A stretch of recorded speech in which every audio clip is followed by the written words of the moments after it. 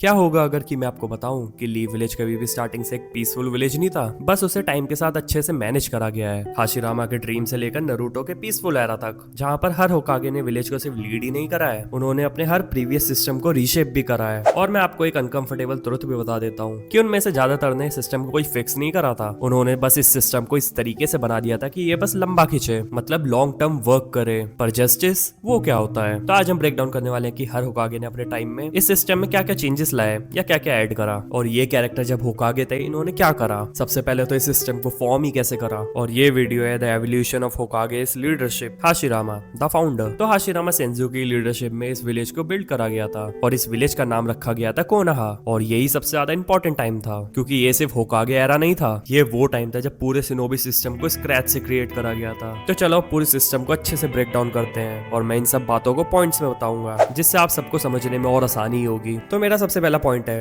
What the village went through under Hashirama. तो इस point में भी डिफरेंट सेगमेंट्स हैं, जिसमें सबसे पहले आ जाता है from constant war to structured peace. तो हाशिरामा से पहले वर्ल्ड सिर्फ एंडलेस वॉर जोन ही था, जहाँ पर डिफरेंट डिफरेंट क्लैन के बंदे हमेशा लड़ते ही रहते थे, स्पेशली सेंजू क्लैन और उचिहा क्लैन के। और यहाँ पर हाशिरामा ने कुछ ऐसा करा जब तक कोई नहीं कर पाया। उसने अलायंस बनाई मादरा उचिहा के साथ, उसने यूनाइट करे राइवल क्लैंस को एक सिस्टम में, उसने क्रिएट करा एक ऐसा विलेज जहाँ पर सब लोग साथ रह सकते हैं। पर यहाँ पर एक रियलिटी चेक है, क्योंकि सब लोग अचानक से अच्छे बन चुके हैं, इसका मतलब ये नहीं है पीस है। वो सब लोग बस अपने सेम इंटरेस्ट और एक स्ट्रक्चर्ड सिस्टम के साथ जुड़े हैं, जिससे उन सभी को फायदा है। और यहीं से आ जाते हैं हम अपने नेक्स्ट सेगमेंट पे, the creation of the hidden village system, जहाँ पर हाशिरामा ने सिर्फ कोनोहा को बिल्ड ही नहीं करा था, उसने क्रिएट करा था एक मॉडल को, जहाँ पर उन सभी का एक ही विलेज रहेगा, एक ही मिलिट्री रहेगी और एक ही इकोनॉमी रहेगी, और उनका लीडर भी एक ही रहेगा, जहाँ पर सारे शिनोबीज एक साथ काम करेंगे और एक ही ऑब्जेक्टिव के लिए काम करेंगे, एक ऑर्गेनाइज्ड वे में, ना कि एक फ्रीलांसर किलर की तरह, जहाँ पर और विलेजेस ने भी इसी सिस्टम को कॉपी करा था। तो यानी इसका मतलब हाशिरामा के अंडर एंटायर शिनोबी वर्ल्ड का ऑर्डर क्रिएट करा गया था।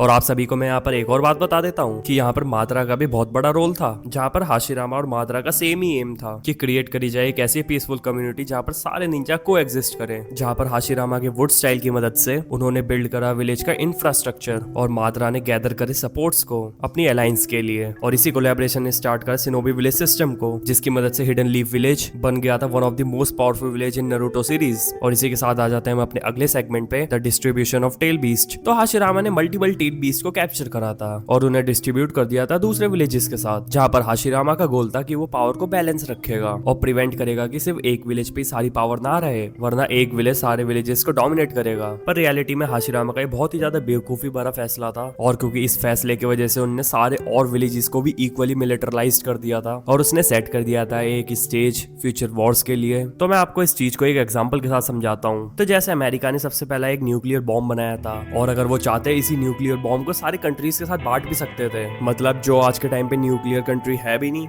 उसे भी एक न्यूक्लियर कंट्री बना देते, और फिर वो बात करते पीस की। सुनने में काफी ज्यादा बेवकूफी भरी बात लग रही है ना, पर हाशिरामा ने यही करा, क्योंकि कभी आपने सुना है कि एक माउस ने अपने लिए ट्रैप बनाया, पर यहाँ पर हाशिरामा और ह्यूमंस ने यही करा। Now I am become death, the destroyer of worlds. तो अब हम आ जाते हैं अपने अगले सेगमेंट पे, द इंटरनल इंस्टेबिलिटी। तो हाशिरामा ने सारे क्लैंस को यूनाइट तो कर लिया था, पर वो कभी भी उचिहा इशू को सॉल्व नहीं कर पाया, जहाँ पर मादरा ने लूज कर दिया था अपने ट्रस्ट को इस सिस्टम पर से, और उसे ऐसा लग रहा था कि उचिहा साइड लाइन हो रहे हैं, और इवेंचुअली मादरा ने इस बात का विरोध कर दिया, और फिर हम सबको पता है कि क्या हुआ, फाइनल वैली की बैटल। और यहीं से आ जाते हैं हम अपने अगले सेगमेंट पे, एस्टेब्लिशमेंट ऑफ की इंस्टीट्यूशन, जहाँ पर हाशिरामा ने Hokage system, academy, Anbu roots, mission system, इन सब के कोर स्ट्रक्चर को रखा था। तो अब हम आ जाते हैं अपने सेकंड पॉइंट पे, हाशिरामास लीडरशिप स्टाइल। तो इसमें हमारा सबसे पहला सेगमेंट आता है idealistic but not weak. Hashirama believe करता था कि वो सारे लोगों को यूनाइट रखे, हेट्रेड को एंड कर दे, पर वो कभी भी एक सॉफ्ट हार्ट वाला इंसान नहीं था। उसने मादरा को डिफीट करा, वो इस दुनिया में पीस लाया अपनी ओवरवेलमिंग पावर की वजह से, और वो ये सबसे इसलिए कर पाया क्योंकि उसके पास moral vision plus absolute strength थी। और यहीं से आ जाते हैं हम अपने अगले सेगमेंट पे, कैरिज्मा ड्रिवन लीडरशिप। तो लोग हाशिरामा को सिर्फ उसके रूल्स की वजह से फॉलो नहीं करते थे, वो उसे इसलिए भी फॉलो करते थे क्योंकि वो जेन्युइनली ट्रस्ट वर्दी था। वो अपने एनिमीज को भी रिस्पेक्ट के साथ ट्रीट करता था, और ये चीज उस समय काफी ज्यादा रेयर थी और डेंजरस भी। और ये चीज डेंजरस क्यों है? क्योंकि जो सिस्टम बिल्ट होता है पर्सनैलिटी पे, वो ज्यादा टाइम तक टिकता नहीं है। तो अब हम बात करते हैं अपने अगले सेगमेंट पे, मेजर फ्लॉज। तो हाशिरामा को लगता था कि वो अपनी गुड विल की वजह से इस दुनिया में पीस ले आएगा, पर उसने लोगों की जनरेशनल हेट्रेड को अंडर एस्टिमेट कर दिया और सारे विलेजेस के साथ टेल बीस्ट को बांट दिया। सोचा था कि वो सारे विलेजेस को इक्वल कर रहा है, स्टेबलाइज कर रहा है, पर हुआ उसका उल्टा। उल्टा आफ्टर हिज डेथ वॉर वापस से चालू हो गई, system became more militarized. And last अब हम समझ लेते हैं कि हाशिरामा के लीडरशिप में क्या क्या प्रोस थे और क्या क्या कॉन्स थे। जब पर पहले प्रोस की बात कर लेते हैं तो उसने मदद करी थी एंड करने में क्लैन केओसिस को, बिल्ड करा था फर्स्ट स्टेबल शिनोबी सिस्टम को, और बिल्ड कराते एक ऐसे मॉडल को जो कॉपी करा गया पूरे वर्ल्ड वाइड। और अब हम देख लेते हैं कॉन्स को, जहाँ पर अभी भी उचिया के इंटरनल कॉन्फ्लिक्ट्स अब तक सॉल्व नहीं हुए थे, जहाँ पर हाशिरामा के कई सारे स्ट्रेटेजिक डिसीजंस काफी ज्यादा क्वेश्चनेबल थे, लाइक टेल बीस्ट वाला। एंड लास्ट अब हम बात कर लेते हैं कंक्लूजन की, जहाँ पर हाशिरामा एक फाउंडर है, कोई मेंटेनर नहीं है, और वो एक इस टाइप का लीडर है जो बिल्ड कर सकता है एक नेशन को, पर उस नेशन को चलाने की समझ शायद से औरों में ज्यादा है, और बिना उसके सिस्टम कोलैप्स तो बिल्कुल ना होता। आप लोग रोना बंद कीजिए, मेरे तक आवाज आ रही है।